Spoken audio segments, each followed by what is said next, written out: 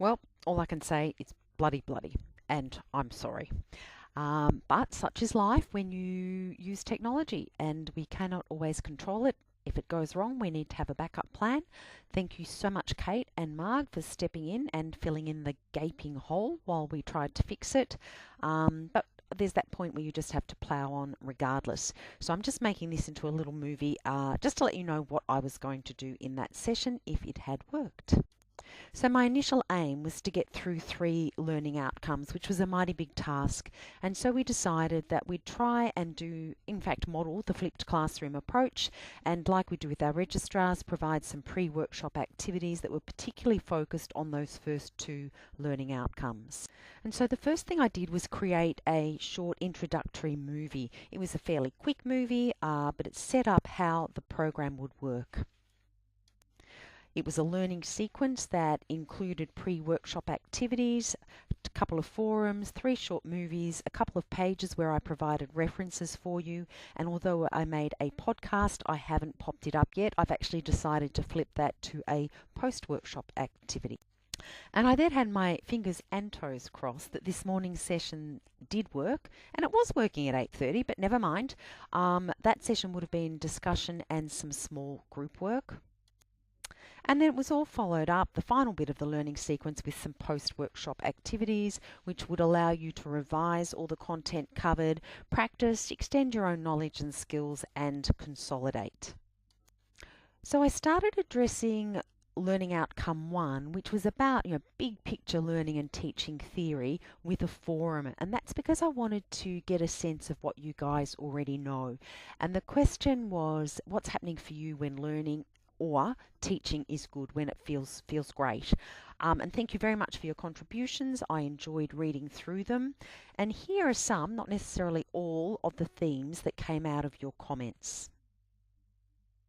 And if I'd been in the room, I would have asked you to take a moment now to reflect on the second activity, which was a movie about learning and teaching theory.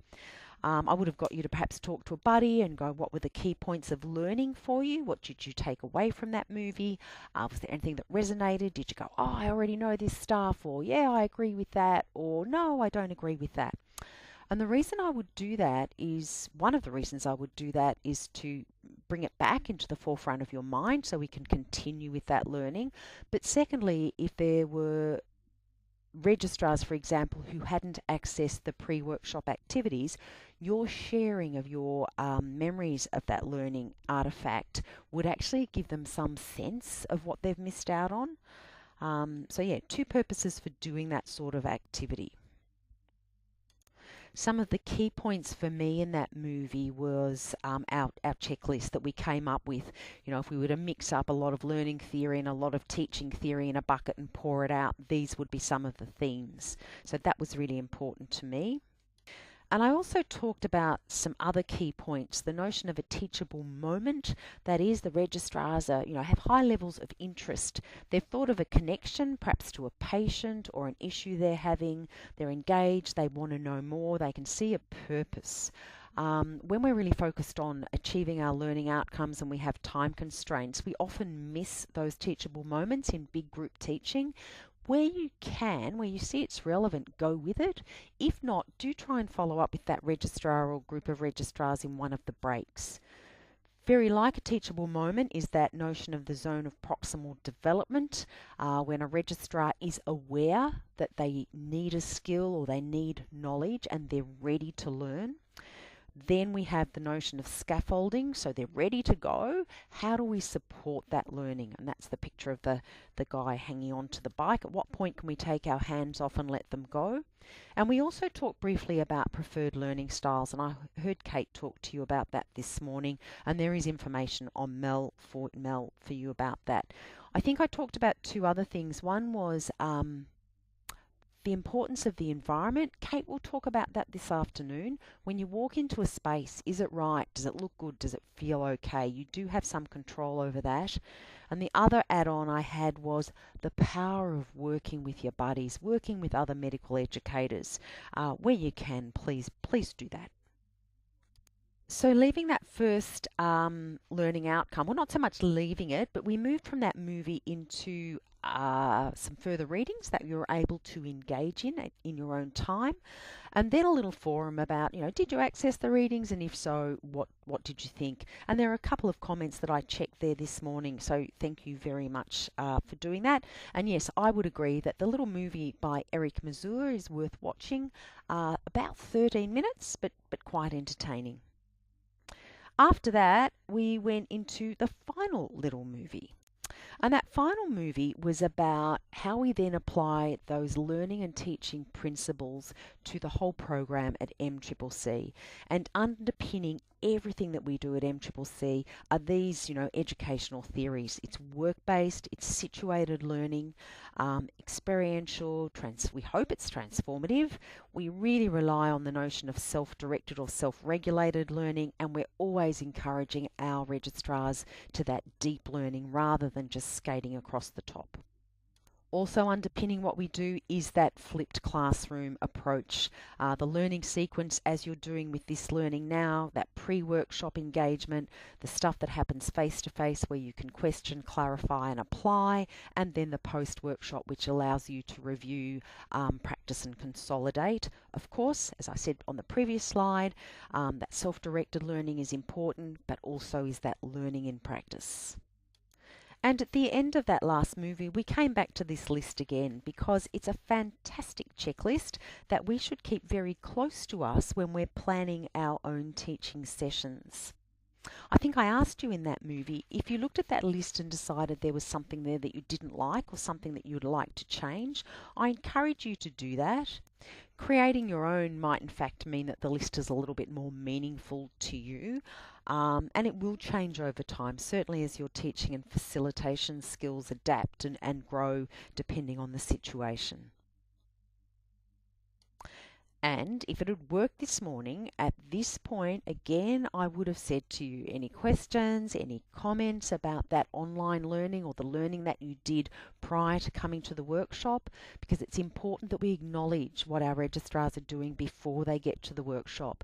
It's no good if we put up all these pre-workshop activities, expect them to engage in them, and then don't acknowledge or check back in some way at the workshop. So this would have been an opportunity for you guys to talk to each other, to talk to me, to ask questions, make comments. And theoretically, that would have dealt, horrible word, with the first two learning outcomes. And so this morning's session was really about the third learning outcome, which was applying those principles, effective learning and teaching, right down at the micro level. So taking them from that macro level into your own session planning. And if you think of that checklist and applying that to your session planning, you might well go, really? So the elephant in the room, who does plan a session and who actually uses a session planning document? Because I would encourage you to plan your sessions. And although some of us fly by the seat of our pants some of the time, it's fraught with dangers. Because really we want the registrars to be saying and thinking these sorts of things. I have to be at the workshop. I can't possibly miss it. I can't make up that learning in any other way. There is no way that I could do this by myself. And to have our registrars thinking and feeling that, we have to plan. So Kate may have provided a session planning template for you this morning. I'll pop it on Mel as well. I find this, and I know the people in the Northeast, and I know Catherine Eltringham has had a go at this one, and perhaps various others.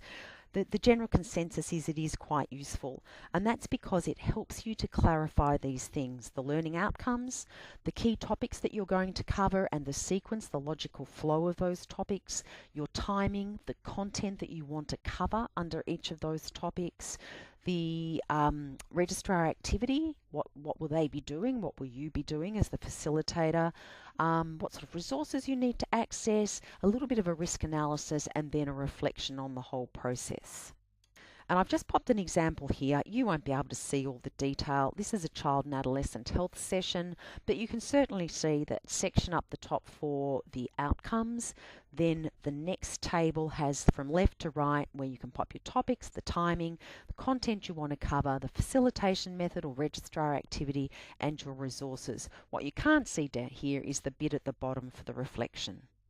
So I just want to take a few minutes to go through what I think are the sticking points in planning a session, the learning outcome. I think Kate talked about this morning. You need to be really clear about what you want to achieve in your sessions. What will the registrars know and be able to do at the end of the session? How will they be different? Thank you for those words, Kate. When you're writing a learning outcome, they're action statements, so they need to start with a verb. If you don't know about Bloom's taxonomy, there's a reading on Mel. I'd encourage you to have a look. It will certainly help you write your learning outcomes. Then down into the main part of the session planning template is the key topics, and I have trouble. I never know whether to call it topics or stages or parts, because every session needs to have a very formal introduction and a very formal close. So the very first thing you do is introduce your session. What are the outcomes for the session? What will the session look and feel like? How do you want the registrars to participate? Will you be moving? Will you be breaking into small groups?